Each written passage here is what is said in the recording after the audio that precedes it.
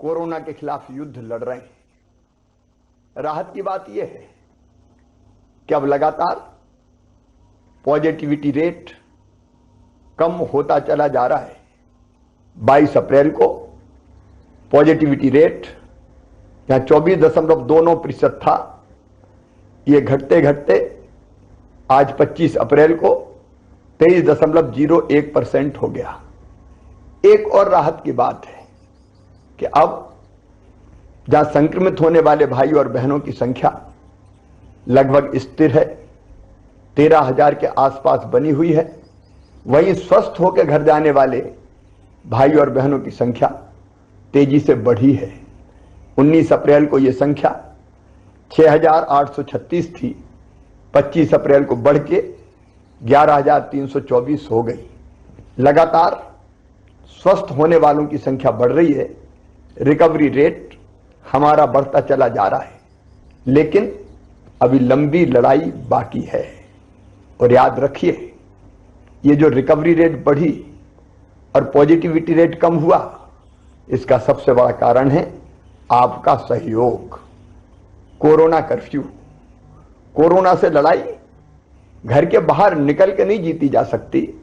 Corona से लड़ाई हम घर पर रहकर ही जीत सकते हैं। हम घर पर रहे, इसलिए संक्रमण की दर अब घटती और है। आप सबसे मैं निवेदन करना चाहता हूं, यह सहयोग लगातार आवश्यक है।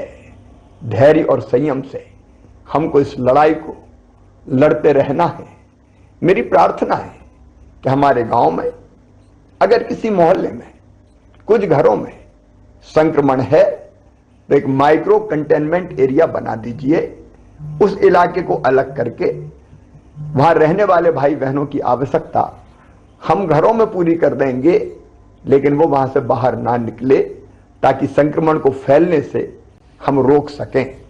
अगर हमारे शहर में, किसी कॉलोनी में, किसी मोहल्ले में संक्रमित भाइयों और बहनों की संख्या ज्यादा है, तो वहां माइक्रो कंटेनमेंट एरिया बना के, मतलब उतने इलाके को कंटेन करके हम संक्रमण को बाहर फैलने से रोक दें। यह सहयोग अत्यंत आवश्यक है और इसलिए अब माइक्रो कंटेनमेंट एरिया बनाने की नीति भी इस लड़ाई में हमने सम्मिलित की है। मेरे प्रिय बहनों और भाइयों, जब हमारा कोई परिजन संक्रमित होता है तो मन में तकलीफ और व्यथा होना बहुत स्वाभाविक है, लेकिन कई बार यह देखा गया है कि बड़ी संख्या में पॉजिटिव पेशेंट के साथ परिजन अस्पताल आते हैं। मैं आपसे निवेदन करना चाहता हूं, इसके कारण एक और आप स्वयं संक्रमित हो जाते हैं तो आप खुद का भी नुकसान करते हैं, और आप संक्रमित हो गए तो फिर आपके परिजन की देखभाल कौन करेगा।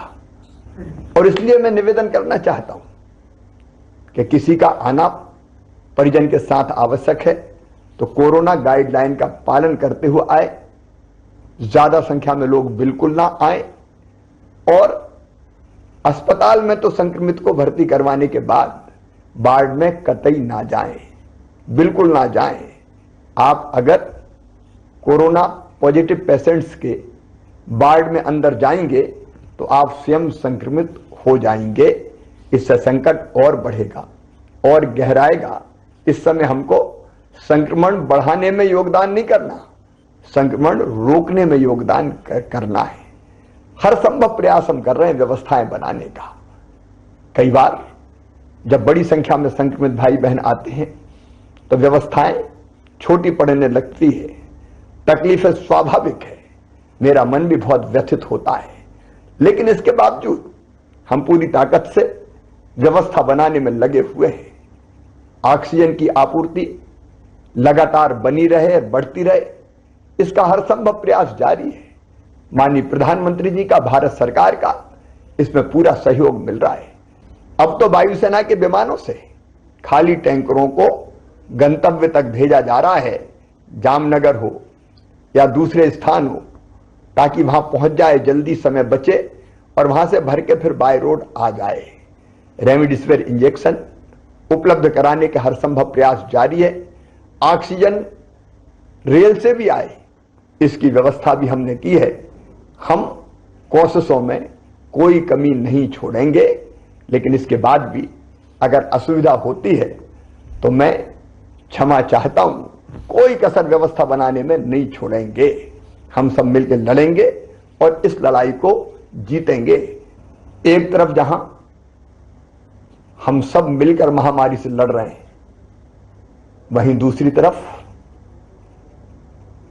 इन कठिनाइयों वाले समय में आपका जहान भी चलता रहे, इसकी कोशिशें भी हम लगातार कर रहे हैं। मध्य प्रदेश सरकार ने 3 महीने का राशन निःशुल्क देने का फैसला किया है। माननीय प्रधानमंत्री जी ने, भारत सरकार ने भी 2 महीने का राशन मई और जून का निःशुल्क देने का फैसला किया है। निःशुल्क राशन के साथ साथ हमारे जो स्ट्रीट वेंडर है, चाहे वो शहरी हो, फुटपाथ पर सामान बेचने वाले, छोटा मोटा कारोबार करने वाले या ग्रामीण क्षेत्र के हो, उनके खाते में भी 1000 रुपया डालने का हमने फैसला किया है। जल्दी ही किसानों के खाते में मुख्यमंत्री किसान कल्याण योजना की निधि की एक किस्त भी डाली जाएगी। जनता को राहत देने के हर संभव उपाय हम लगातार करते रहेंगे। लेकिन एक बात और ध्यान रखिएगा, इस लड़ाई में अगर हमारे सेनापति कोई है तो वो सेनापति है डॉक्टर्स, पैरामेडिकल स्टाफ, हमारी नर्स बहनें, हमारे वार्ड बॉय। ये अपनी जान हथेली पे रख के, अपनी जान जोखिम में डाल के ये इस लड़ाई को लड़ रहे हैं। इनका सम्मान कीजिए, इनका मनोबल बढ़ाइए, इनकी हिम्मत बढ़ाइए, इनका हौसला बढ़ाइए, ताकि दुगने उत्साह से ये आपकी सेवा में लगे, संक्रमितों को स्वस्थ कर सकें। इनके साथ अशोभनीय व्यवहार कतई नहीं होना चाहिए। आइए मेरे बहनों और भाइयों, मिलके हम इस लड़ाई को लड़ें। मेरा विश्वास है कि जो रणनीति हमने बनाई है उस पर अगर हम ठीक ढंग से चलते रहे तो निश्चित तौर पर कोरोना हारेगा, हम जीतेंगे। बहुत बहुत धन्यवाद।